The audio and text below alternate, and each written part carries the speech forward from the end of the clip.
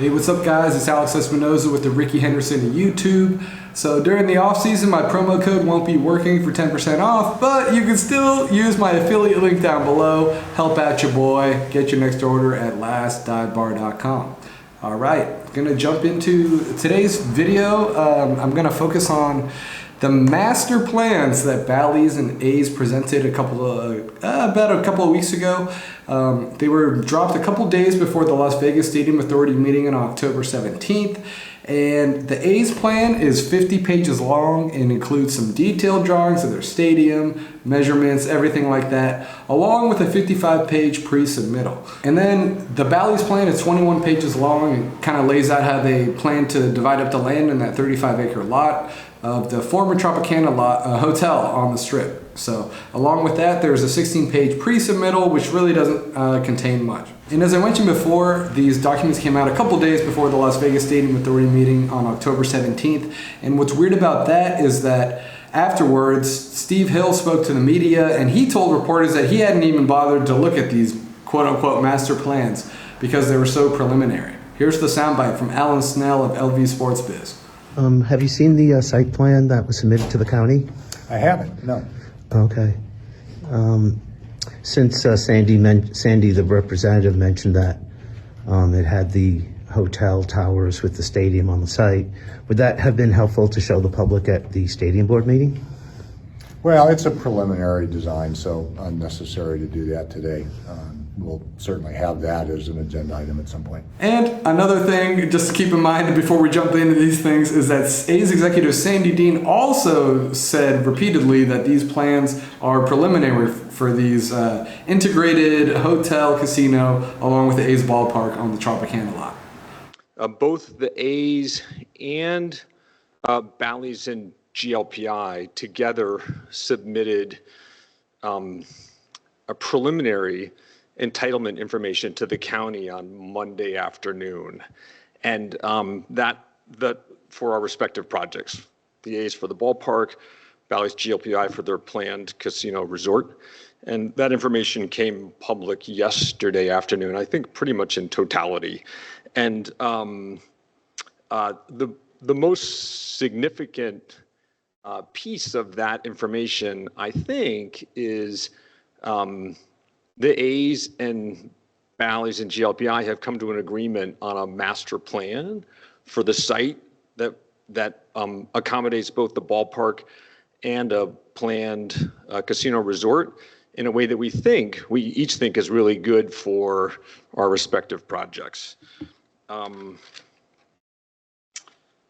The plans are preliminary, and this is our very first submission to the county. It was made on a preliminary basis, and will need extensive review by the county and also a number of other stakeholders, and that'll be a process that is now beginning. And then one more thing I got to share before we jump into this is that Bally CEO Soo Kim talked to Las Vegas Review-Journal a couple weeks ago, and he came out and said these renderings are not really renderings. They're more like a representation of how much space that we have to work with here. I do think that the hotel's towers will be located where they were depicted, but what shape and exact size they'll have, that depends on a lot of factors that have not been determined yet.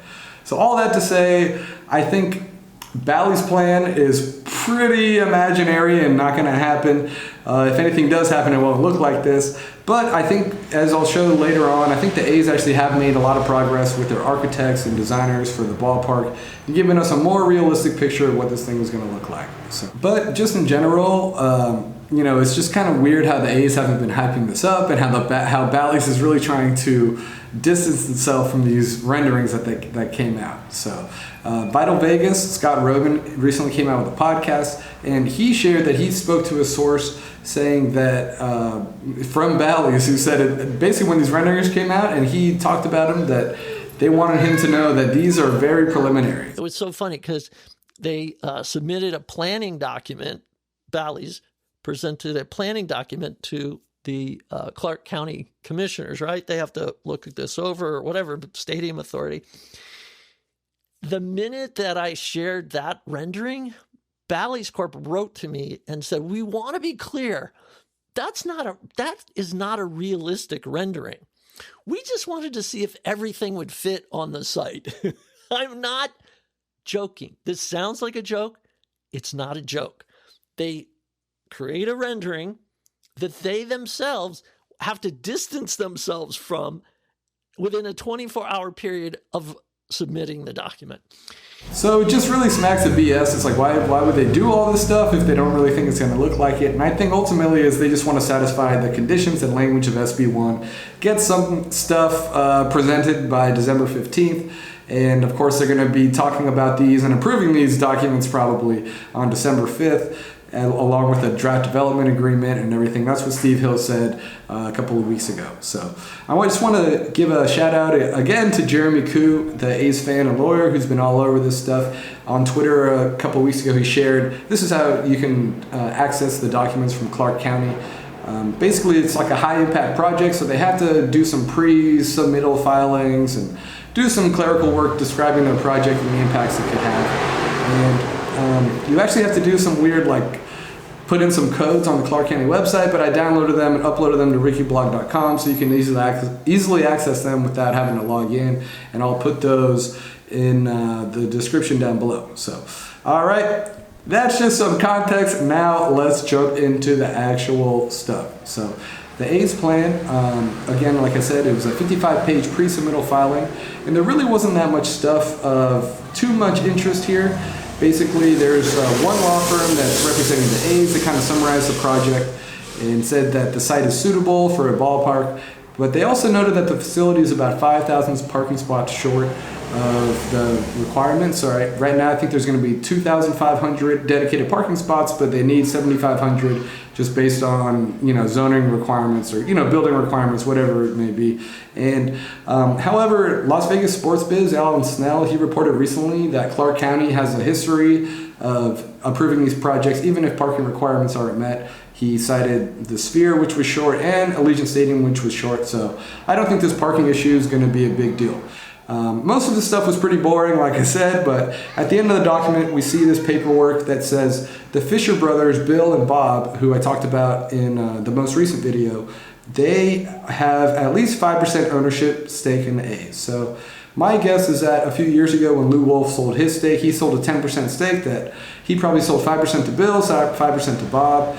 And according to this article from Forbes in 2016, John owned 80%. So it seems like the three brothers own 90% between them, and then I'm guessing the other 10% is kind of split between other private investors. So that's it for the pre-submittal document. So nothing too crazy yet, but now I think we're going to jump into the juiciest document that we got out of these four, and it's just the A's plan. So this gives us something to kind of really bite into as opposed to these two sets of fake renderings that they did. Again, you'd think A's would be hyping this up for investors and potential, partners in this thing, but it doesn't seem like they're really doing that at all. They haven't really mentioned it. Sandy Dean mentioned it a couple weeks ago, but beyond that, there's been no mention about this master plan that dropped. So let's jump into it. It starts off with a diagram of the Tropicana lot, and we can see where the ballpark would be positioned, kind of in the middle, and how it matches up with the renderings that we've seen, and how in left field they have that big cable net glass window, and through there you can see the New York views in left field and all that stuff. So most of the site will be reserved for Bally's integrated resort, except for a parking garage that's in the southeast corner. And the next few pages we kind of just see, they broke it up into quadrants, just kind of zoomed in more detail so we can see how the land will be divided up. So I'll just kind of go through those here as we take a look at the different pages. And again, I'm going to put those in the description if you want to take a look at your own speed.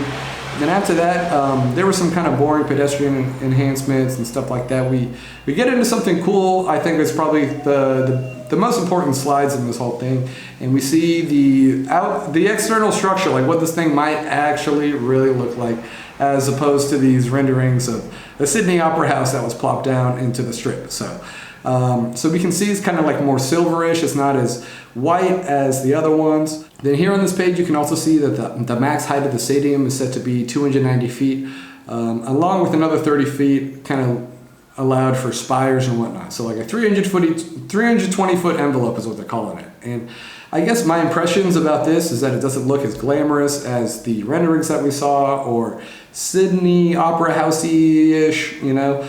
Here they are side by side. So on the left, you're going to see the latest things that we got from the master plan, and on the right are the most latest set of renderings that we got from the A's a few months ago. So the roof looks a lot more silver and utilitarian and metal, as opposed to kind of fabric-y or something like the paneled white roof that looks beautiful in these renderings. So, and then another thing I noticed too is just looking at these renderings and the new illustrations in the master plan is that in the master plan, it doesn't look like that window is going to be as big or glamorous as it looks like in these renderings. Here they are side by side. Again, on the left is the master plan, and on the right is the latest renderings. So after that, we get some more technical drawings about the various height levels for the 6 levels of the stadium.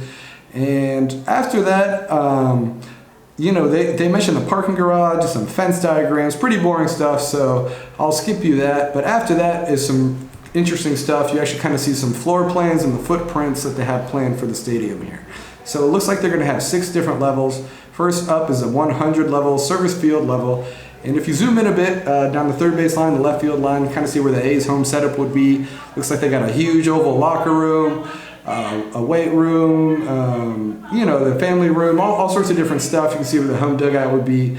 Looks like a modern MLB ballpark. And on down the third base side, or excuse me, the first base side, you kind of see where the visitor setup is. Pretty similar, but maybe scaled down a little bit and has room for other back of house stuff. So, and then behind home plate, you can kind of see the premium seating and the clubs that would be at ground level. These would probably be top dollar, really expensive stuff. And then if you look at right field, you can see there's also a premium club level out there. So you would be out in kind of ground level down at right field. Then up next is the 200 level with the lower suites. So again, these are really big money suites. And there's going to be a lot of premium seating there you're going to see in the next few levels. But you can see there's 12 suites, those golden bars behind home plate. And those things are probably going to be a lot of money. So I wonder if they're just hoping that maybe a casino just buys it for the whole season and uses it as a high roller perk, or you know, something, or, you know, one of these big corporations out there in Vegas will buy it and just have it for the whole season, and they can make a lot of money guaranteed. And up next is the 300 levels, the main concourse. And what I'm focusing on here is the pink areas. That's where the food and beverage services would be. It looks like they have like a main hub kind of, you know, halfway down on each side. And then near the foul poles, there's some other secondary areas as well. So, and you can also see there's another premium club behind home plate. So like I said, a lot of premium seating here. And speaking of more premium seating, here's the 400 level, or the upper level suites.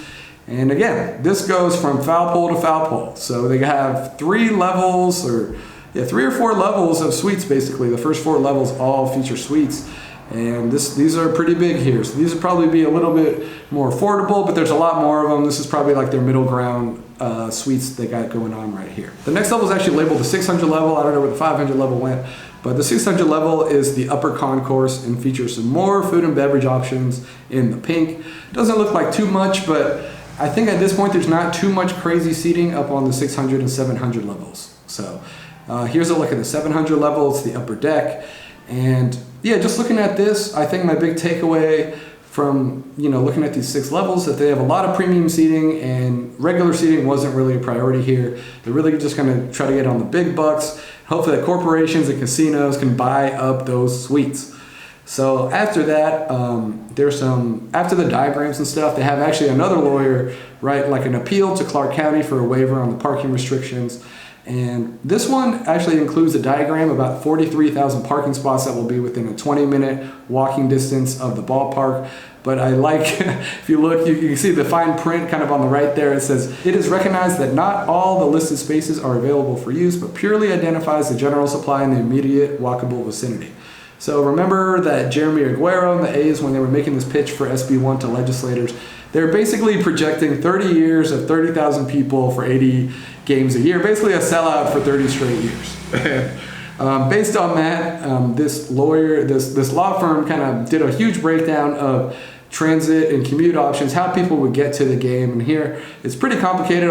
Here's the whole slide and everything, but I guess what I'm looking at here is that they expect 30% tourists and 70% locals. And from there, they do a pretty thorough breakdown of all the expected arrival options like car, or Uber, walking, whatever. And they conclude that the ballpark would require 5,400 dedicated parking spots. So right now that leaves them about 2,900 short. And among those 5,400, 5,100 would be locals and 300 tourists would drive cars to games. So that's what they were thinking for all these sellouts for 30 years. Obviously, these are just projections. They just kind of want to give an idea of how many spots they need and everything, but this is their methodology. So again, just kind of big picture takeaways from the A's thing. I think it just doesn't look as glitzy as the renderings, and there is a lot of premium seating. So for one more time, here's a look at some kind of side-by-side renderings of the master plan on the left, and then side-by-side on the right side would be the latest renderings that we got. So again, wonder why the A's are not hyping this up.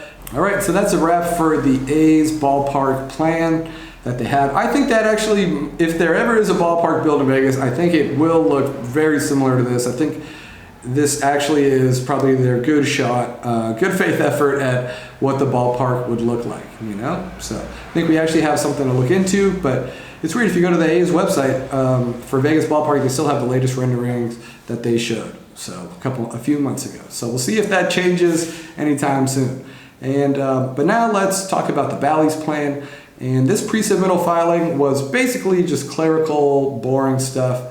GLPI, of course, the owner of the Tropicana lot, the landlord of all the whole 35 acres, they have formed an LLC to basically take control of the Tropicana land and divvy it up, give it to the A's for free, as the language says in the deed, which was presented a couple days ago. So on page 2 of this document, we can see this estimated square footage for the 35-acre plot, 9 of which is reserved for the ballpark and 26 for the resort area. So the first 2 columns here kind of describe the phase 1, what they're trying to accomplish hypothetically, and then the middle, and then on the right is phase 2 and phase 3. So I'm going to take a look at phase 1 first, and you know, this section we can see that there's about 4,600 total parking spots, including ones for the hotel, and 2,500 for the A's. In the next section, we see that there's going to be 1,500 slots, 75 table games, poker, and a 12,000-foot sports book. And then finally at the bottom there, we can see that there's a section where they're reserving 25,000 square feet for a day club. And at the top of the second column, we see that phase 1 hotel tower could have 500 to 1,500 rooms. So as part of this plan, Bally's hypothetically wants to roll out 3 different hotel buildings in phase 1, phase 2, and phase 3. So phase 1 hotel tower potentially could be the biggest, anywhere from 500 to 1,500 rooms. And they lay out the distribution of rooms and all that kind of stuff. And they also wrap it up in that column by saying that there's going to be a conference center, food and beverage components, including 6 bars, and then 7 kind of mixed restaurants, kind of stuff like that. So on the next column, we see that their plans for the phase 2 hotel includes another possible 1,000 rooms. And in the third column, they hope to add another 500 rooms in phase 3, bringing the grand total to 3,000. At the end of this whole document, they share 3 renderings of what phase 1, here's phase 1, and then here's what phase 2 would look like. It would kind of be attached in the back there, a second hotel that would be attached to phase 1. And then phase 3 would eventually go up on the northeast corner. You can see it over there on the left. So, but there's a big caveat. These renderings are pretty much worthless according to the parties involved, because you know, Bally's CEO Soo Kim told the LVRJ, the Las Vegas Review-Journal, he told them the renderings are not really renderings. So even though these documents are in the master plan, I wouldn't put much weight into them. And if you're counting at home, we're now, what, 18, 19 months into the A's declarations to go to Las Vegas since last April, and they still have no real concept of what's going on here on the 35-acre lot. We've seen 3 different sets of renderings of potentially what could happen here at the Tropicana lot. And first came this one, which was, you know, produced last year very hastily. It looks like AI made it, and it looks like this was pretty much made to sway legislators who were voting on SB1 at the time. And you can see it just took up all 35 acres. There's no hotel, no nothing. So, and then a few months ago, we saw the spherical armadillo come out. And this is our first look at the concept. This is basically looks like a concept design from Bjarke Ingels and all the, you know, all the different architecture firms who are involved. And now we have these renderings of what it could look like. and Bally's just kind of immediately dismissed them. So I think into all the drawings that we've seen, I think, and that I'll continue to show, there's a few more I'm going to show you about kind of how they divide up the site. I think we've got to put the most weight into the A's stadium drawings. I think they're much more farther along and thought out than the hotel at this point. So with all those caveats in mind, let's keep going with this imaginary layout that Bally's and the A's have presented for this casino resort integration with the ballpark. So the next few diagrams lay out the overhead view and the distribution of land. And on this one, you can kind of see how the ballpark is listed as 1A and the integrated resort is 1B. So again, I think they just want to make it seem like, yeah, it's phase 1 for Bally's, but that's probably going to be phase 2 for this whole project. I think phase 1, if all this stuff comes to be, would be the ballpark. And then after that, it's kind of a boring slide. We see the access points for the ingress and egress. And then on the next slide, we see kind of like the spatial division and how Bally's is going to just use about 15 acres dedicated, 11 will be shared, and 9 for the ballpark. Then after that, we saw some boring layouts about the parking garage. I'll just skip over those. But here's a look about the plaza main concourse. And if you look at the top left, you'll see there's going to be a big casino beyond the left field wall in the resort. And the main entrance, I think it's like 90,000 square feet, yeah. And you know, basically that northwest corner that leads to the corner of Tropicana and the Strip would be their main plaza entry point, exit point. That's going to be like the main entrance if this thing gets built. So the next level, we see that there will be meeting rooms, convention rooms, and a 25,000 foot day club. So maybe that's a pre-game spot before you go to a night game, or a really early breakfast Bloody Mary spot before you go to a day game or something. Then on the next level, the final level, you'll see that there is a big pool deck on the top of the convention stuff. On the next slide, we see projected heights for the different levels from an east and west perspective. And you see the big tower on the left is the phase 1 tower that they're proposing. It's slated to be 495 stories tall with 36 levels of rooms, including the top 3 for suites. And just for reference, so that's 490 feet tall. The Trop towers that were just demolished a couple weeks ago, they were 230 feet tall, so these ones would be double the size. And as Jeremy Koo noted, the convention, so Jeremy Koo has been raising concerns to the Stadium Authority throughout this whole process.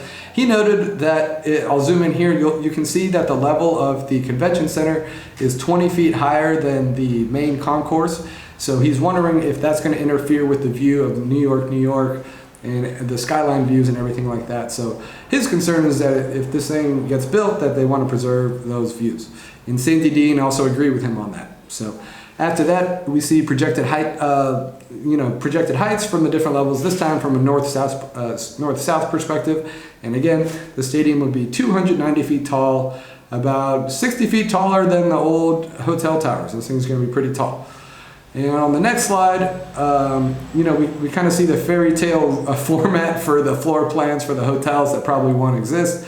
Here's the first tower, here's the second tower, and they didn't even bother with phase 3. So again, we also see some heights again for the towers, and also that this is kind of for FAA restrictions. I guess they must have cleared this, I'm assuming, even because they're so close to the Harry Reid Airport. I guess they could sneak it in. Maybe they had 500 feet and they put it at 495 or something like that, you know? And then also included on this diagram is that big Bally's tower that we see in the renderings that may or may not exist, is scheduled to be 250 feet tall. So one more time, here's a look at phase 1 of what they're proposing, the big tower near the ballpark, phase 2, which you go in behind it, on this image kind of attached to it, and then phase 3, which would be on the left, that would be the northeast corner closest to the airport. So I know I just spent a long time, like over a half hour, breaking this stuff down, but I really honestly think this is just kind of some red tape and checking some boxes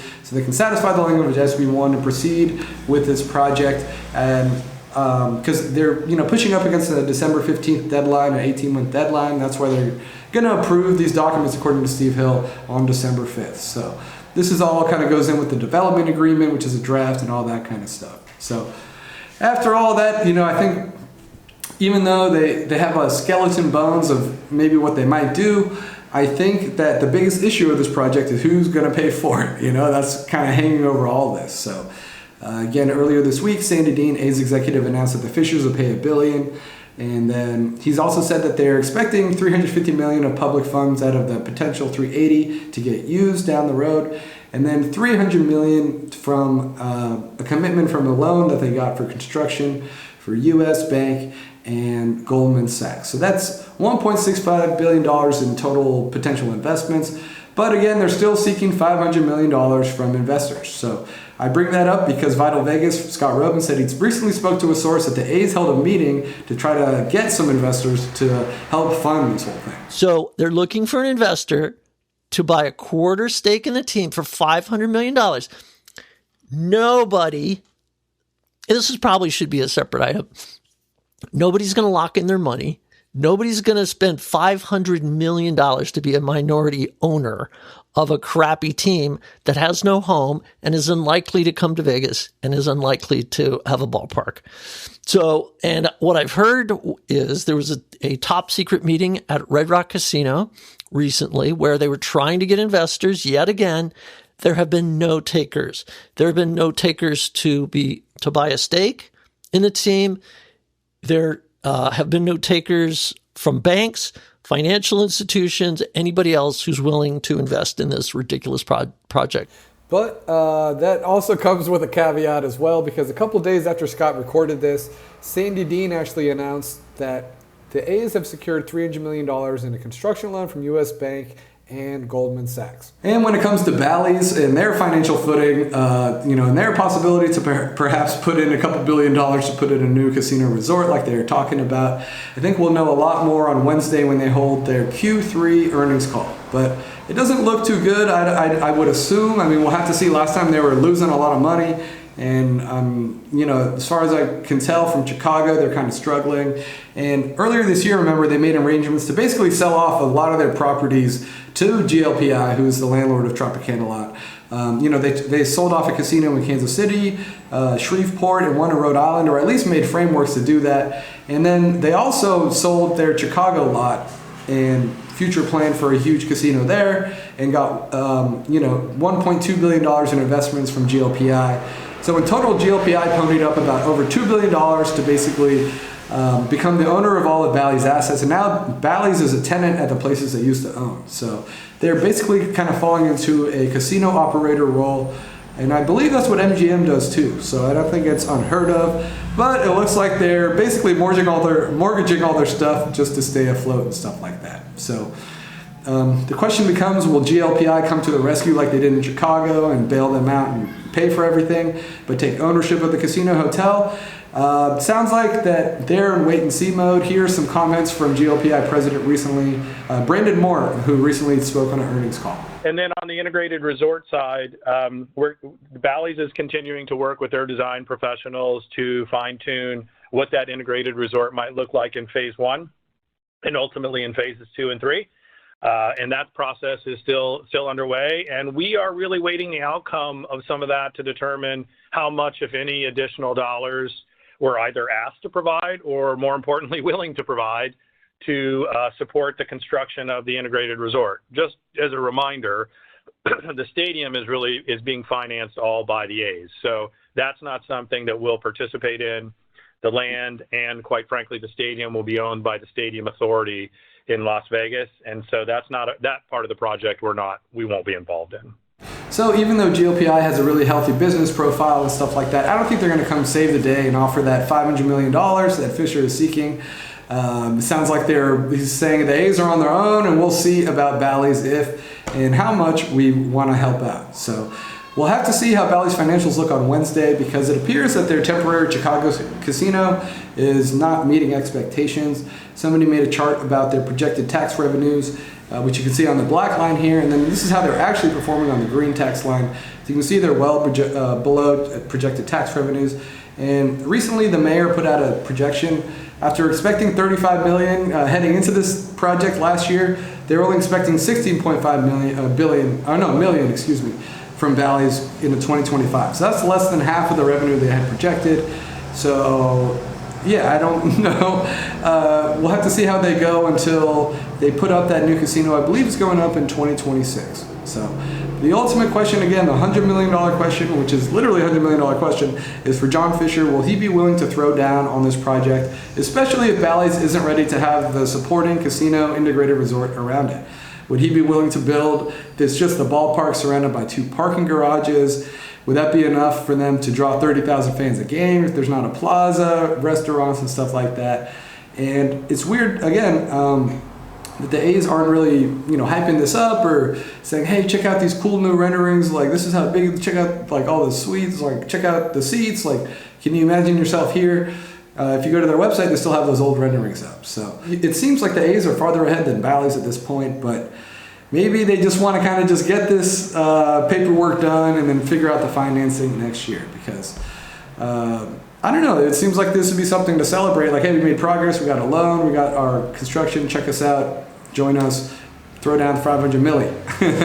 But I can't remember Howard Sherman ever getting to this phase where we saw like detailed construction drawings with heights and separate different level floor plans and stuff like that. So I believe going into December that, just judging from Steve Hill, he already said that they're going to approve these development agreements. I think they're going to satisfy all the language of SB1 to push this forward.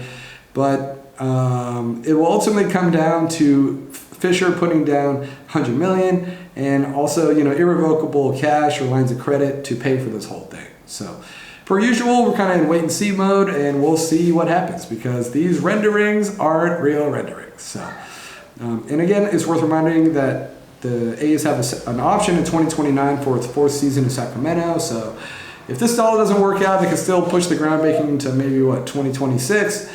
And maybe get in there by opening day 2029 because their TV deal expires in 29, I believe, and they're getting $60 to $70 million a year, so might as well stay there, get all that money. Sacramento's the 20th biggest market in TV, and Vegas is the 40th, but they're still getting paid like they're in the 10th biggest market, I think. So, all right, that's it for this video. Again, my promo code doesn't work during their off season, but still, you can use my affiliate link down below at Last Dive Bar. I'm Alex Espinoza. Have a great weekend. All right, take care. See you soon.